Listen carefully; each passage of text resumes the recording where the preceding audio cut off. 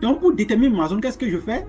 Moi, je prends le plus bas et le plus haut de la bougie sur laquelle la baisse ou bien la hausse a commencé. Ici, je vais prendre le plus bas et le plus haut sur la bougie ou bien de la bougie sur laquelle la baisse là a débuté, la baisse a commencé. Donc voilà, la baisse a commencé sur cette bougie là.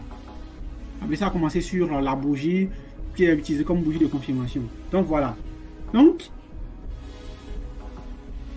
c'est de cette façon, je place ou bien je détermine d'abord ma zone en amont avant de déterminer les niveaux clés avec le Fibonacci. Donc après avoir déterminé ma zone, je vais voir est-ce que la zone que j'ai déterminée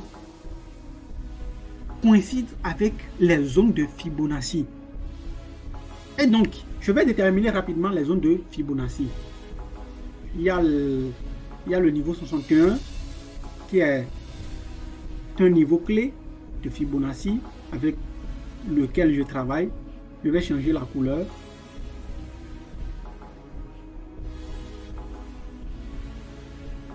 Je vais choisir la couleur rouge. Rapidement.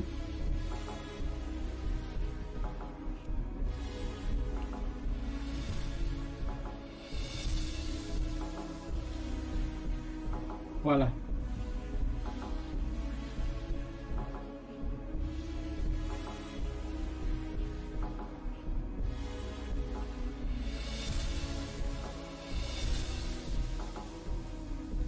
Ça, c'est mon niveau 61.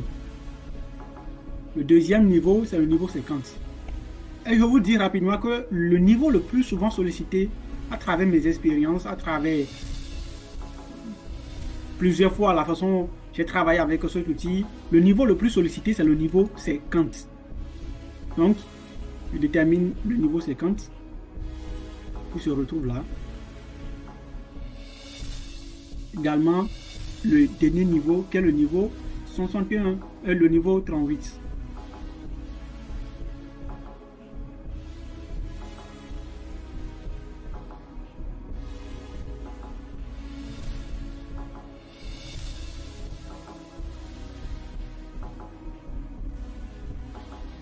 Voilà. Donc, j'ai déterminé mes zones. Ces zones-là, on les appelle des golden zones. Ce sont des zones qui sont très, très importantes. On les appelle des golden zones. Donc, j'ai déterminé mes niveaux. J'ai déterminé mes niveaux. Le niveau 38, le niveau 50 et le niveau 61. Donc, après cela, qu'est-ce que je vais faire?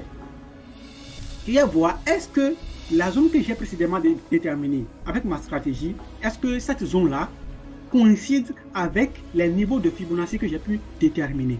Et quand j'observe, je constate que la zone que j'ai pu déterminer se trouve à la marge, se trouve au milieu de la zone ou bien des niveaux 50 et le niveau 38.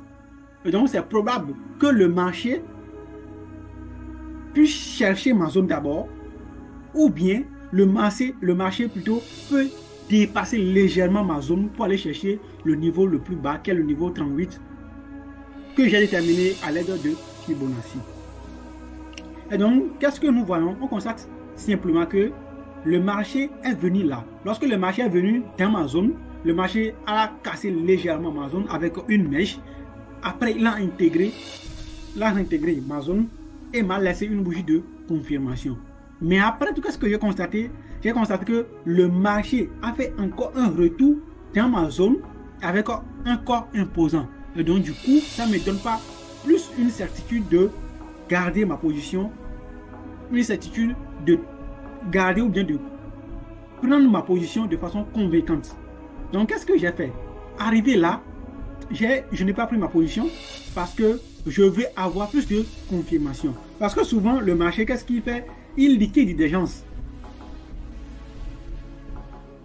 Le marché liquide des gens. Le marché Lorsque vous déterminez une zone, le marché peut venir et vous donner une confirmation. Vous allez croire que le marché commence la hausse ou bien le marché a commencé ou bien a validé votre setup. Et après tout, vous allez voir, le marché revient légèrement pour casser votre zone que vous avez déterminée. Donc, il va liquider tous ceux qui se sont positionnés là. Il va les liquider en touchant le SL. Et c'est après ça le marché va réintégrer votre structure que vous avez déterminée, va réintégrer votre zone et ensuite continuer dans le sentiment que vous avez pu déterminer. Donc, c'est exactement la chose qui s'est passée ici. Le marché, rapidement, le marché a cassé ma zone et après tout, revenu chercher le niveau 38. Donc, j'ai entendu que le marché revienne parce que j'ai déterminé 3 niveaux, le niveau 61, le niveau 50 et le niveau 38. Donc, lorsque le marché d'abord est venu au niveau de 61, j'ai constaté qu'il n'y a pas de possibilité que je puisse prendre une position parce que ça ne m'a pas laissé une confirmation. Lorsque le marché est venu là, c'est venu avec violence et ça a cassé avec le corps de la bougie. Donc, il n'y a pas de possibilité. Donc, peut-être le marché pouvait casser. Lorsque le marché casse mon niveau 61, il pouvait encore revenir, me laisser une bougie de confirmation, toujours avec cette bougie-là. Et là, la hausse peut être réintégrée et moi aussi, je peux intégrer cette hausse-là. Je peux prendre un volume sur le marché. Je peux prendre une décision haussière plutôt une décision haussière sur le marché. Mais ça n'a pas été le cas. Donc, qu'est-ce que j'ai fait? Lorsque le marché est venu dans ma zone, j'ai observé le prix, les bougies que je vois, tout le mouvement qui se passait, ça ne me donne pas une confiance de pouvoir m'engager dans un trade. Donc j'ai laissé le marché venir chercher le niveau, le dernier niveau, qui est le niveau 38. Donc après avoir cherché le niveau 38, j'ai constaté que le marché est venu chercher exactement le niveau 38. Après cela, m'a laissé la bougie qui est entrée ou bien qui est venue sur mon niveau 38, l'a utilisée comme bougie de confirmation. Donc c'est également important de savoir la bougie sur laquelle vous allez prendre des décisions. Il vous faut des bougies de confirmation qui vont vous permettre de prendre des décisions sur le marché. C'est très important. Donc, le marché m'a laissé une bougie de confirmation et c'est sur cette bougie de confirmation parce que ça coïncide avec mon niveau que j'ai déterminé, le niveau 38,20 que j'ai pu déterminer. Donc, cela m'a permis, à l'aide de cette bougie de confirmation, et également que cela coïncide avec mon niveau ou bien ma zone que j'ai pu déterminer, de savoir que c'est important, c'est efficace, et donc je peux prendre une décision haussière sur le marché. Et c'est en cela je me suis engagé dans le trade. Je me suis engagé pour prendre cette décision haussière. Je me suis engagé dans cette position ici. Et donc, non seulement le Fibonacci, ça me permet de déterminer les niveaux de retracement possibles dans lesquels le marché peut venir pour continuer ou bien continuer dans sa tendance logiquement. Mais également, cet outil me permet également de déterminer le niveau probable d'objectif que je peux prendre sur le marché si effectivement le marché ira dans mon sens que j'ai prévu. Alors, donc, le marché peut venir ici. Ça, c'est l'objectif, le premier objectif que je peux déterminer sur le marché. Parce que ici, c'est le dernier sommet. Donc, le marché peut venir ici. Donc, lorsque le marché va venir sur ce niveau de sommet, ou bien lorsque je vais vouloir placer mon TP, mon objectif, je ne dois pas placer ça sur la mèche. Parce que, pour la plupart, ce que j'ai constaté avec ma stratégie, le marché vient, pour la plupart, prendre la clôture de la bougie. C'est très important. Le marché vient souvent prendre la clôture de la bougie ou bien l'entrée de la bougie. Ici, la bougie sur laquelle le marché a commencé la baisse, le marché viendra chercher son entrée. Voilà. Ici, ce n'est plus la clôture parce que la bougie elle est baissière. Donc, le marché viendra chercher son entrée. Donc, c'est l'entrée de la bougie que le marché viendra chercher.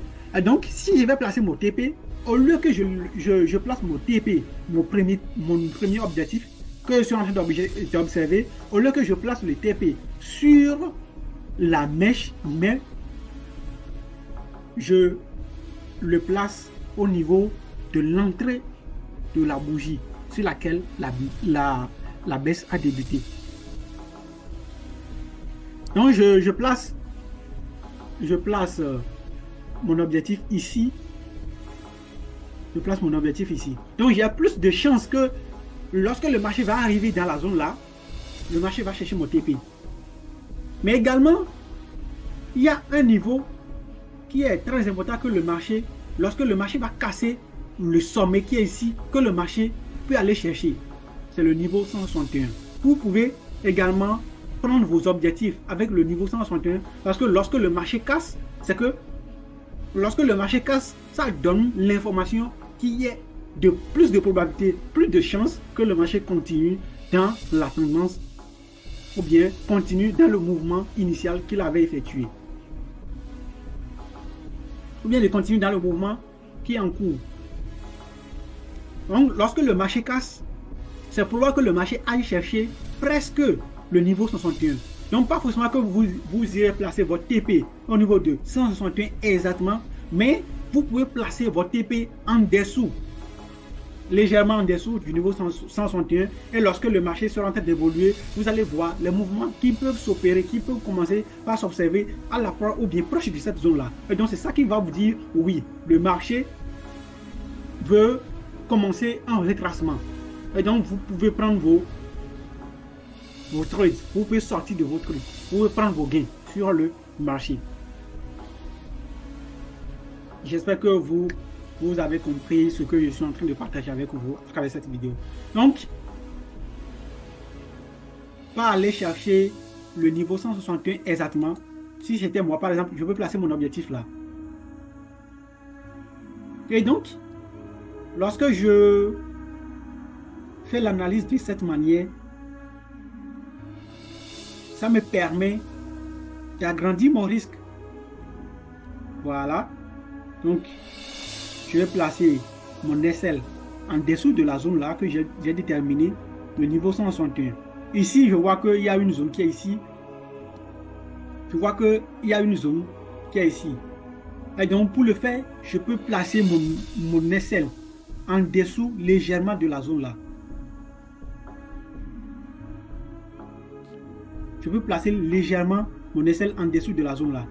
Et puis, je prends ma position sur ce niveau 38. Voilà ma manière de travailler sur le marché avec l'outil le Fibonacci. Et donc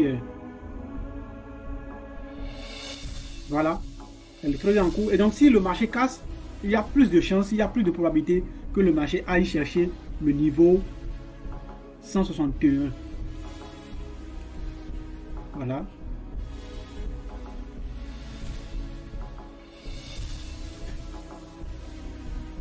Actuellement, le marché a démarré sa hausse, le marché a déclenché, puis ça va vraiment à la hausse. Donc nous observons pour voir ce que le marché va faire. Si ça casse, alors nous allons continuer. Si ça casse, nous allons continuer. Si ça ne casse pas, alors nous allons prendre nos gains et sortir du marché. Mais il y a plus de fortes probabilités parce que le marché est dans une tendance haussière, généralement haussière. Et donc, il y a de fortes chances que le marché casse et partir à la hausse.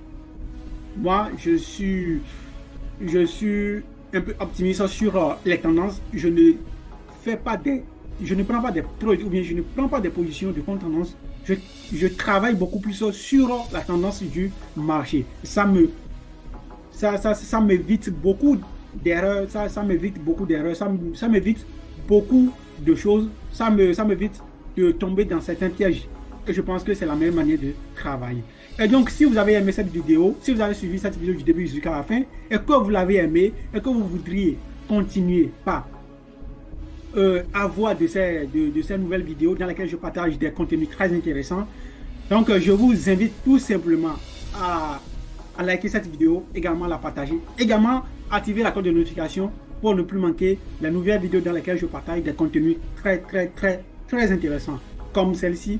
Et donc, je vous assure que dans les prochaines vidéos, je vais également partager des contenus, des choses qui sont très intéressantes. Et donc, likez et abonnez-vous. On se dit ciao.